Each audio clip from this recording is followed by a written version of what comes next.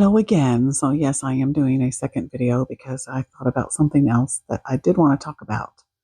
And this is about resistance and rebellion. And I bought a shirt that I had worn to one of the protests I went to. And the shirt says, "When tyranny becomes law, rebellion becomes duty." And it is very much in line with how I feel. And my daughter and I were actually discussing this, and we were discussing how. Um, we are fully aware that resistance and rebellion, what a lot of people call good trouble, which it is good trouble, can also have consequences. And Al Green said it best when he talked about being censured. And he said that he was well aware that his actions, when he spoke out again during the fake State of the Union, and he said, "You do not have a mandate to cut Medicaid." And when he said that, of course, he would not sit down. He would not, he said what he had to say. And he said that he was aware that he was going to face consequences. And he said he was willing to face those consequences.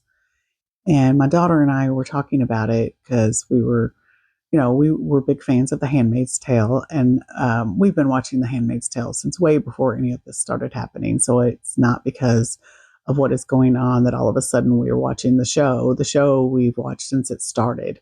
So, but it really does have a lot of similarities to what is happening now. And so we often talk about the character, June Osborne, and a lot of the things that she had to do just to basically save her own life.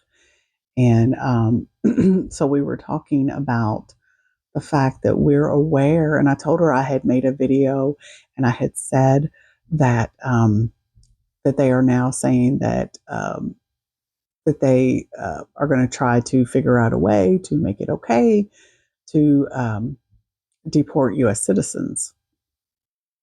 And because of the conversation that was had in the Oval Office when Donald Trump said to President Bukele that he needs to expand the prison and or he needs to build more because the next he wants to do is target the homegrowns, is what he called them, and that he wanted to send U.S. citizens to the prison in El Salvador. And a lot of people want to take his word when he says that it's only going to be the worst of the worst criminals. Well, that was what they said about the people that they were going to send there who were in the country illegally, or undocumented, I should say. So that's not what happened, though. That's not what happened. And whether you believe it or not, a lot of people don't believe it, that 90% of the people who were sent to El Salvador were had never committed any crimes. So here they are in a foreign gulag and with no communication with any attorneys or their families or anything, and they've never committed a crime. So it's one thing to deport somebody back to their country of origin because they are undocumented, um, which they're within their legal rights to do. But it's a whole other thing to send somebody to a prison who has never committed a crime. So this is where we have our problem. We're always being told that we're radical left lunatics and that we support terrorism. And that, of course, is not at all the case. What we don't support terrorism. What it is that we don't support is the lack of due process and disappearing people to foreign prisons who have never committed a crime. And even if they did commit a crime, how would anybody know that when they've never had a day in court? So I thought that we were all innocent until proven guilty, but that apparently is not the case. But back to what I was saying, and I had said in my video that they want to start taking U.S. citizens and sending them to this prison in El Salvador. And I said, so if one day I disappear, you all will know where I am.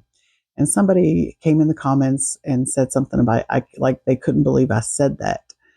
And I thought to myself, well, if you don't think that they are going to come after anybody that is not in line with this regime, then you are sorely mistaken. If they're allowed to stay in office long enough, it would eventually come to that they would start disappearing anybody who opposes um, Donald Trump, is basically what would happen. And if people don't think that could happen, then they're not paying attention at all.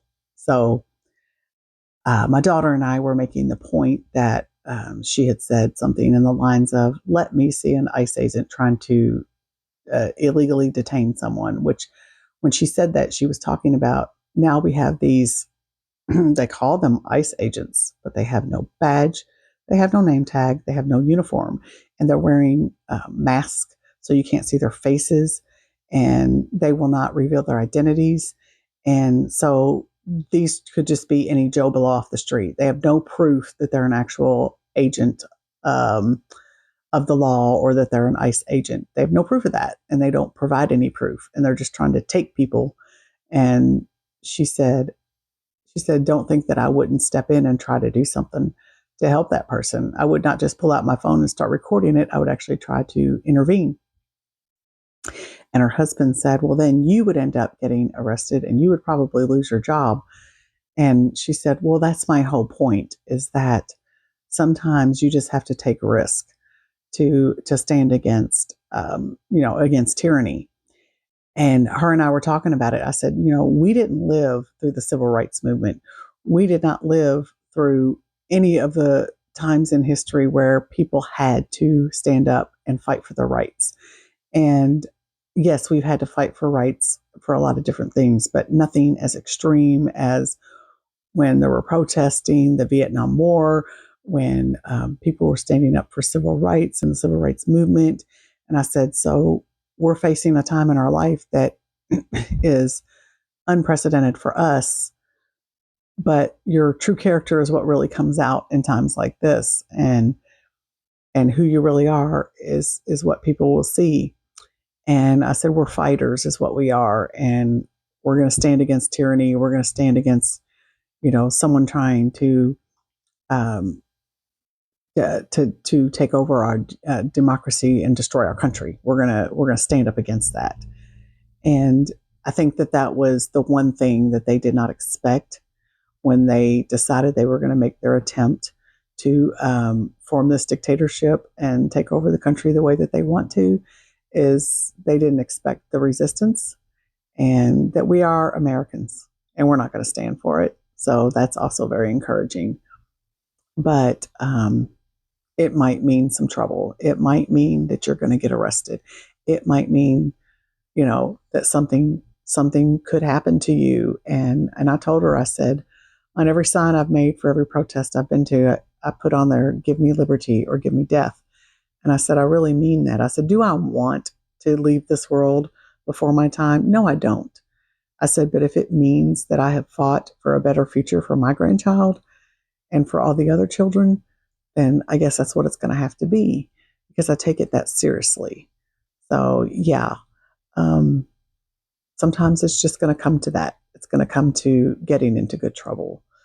And, I'm just never going to stop letting my voice be heard, and standing up against this tyranny and speaking truth to power.